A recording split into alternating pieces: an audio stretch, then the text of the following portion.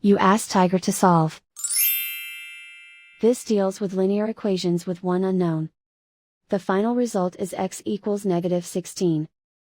Let's solve it step by step. Group all x terms on the left side of the equation. Add 10x to both sides.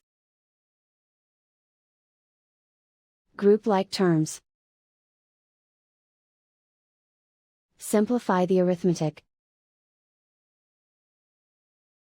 Group like terms.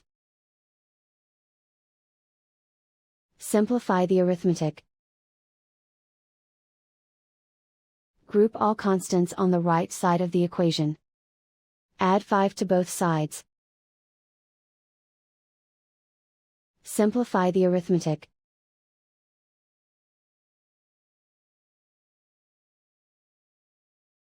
Convert the x into a positive number.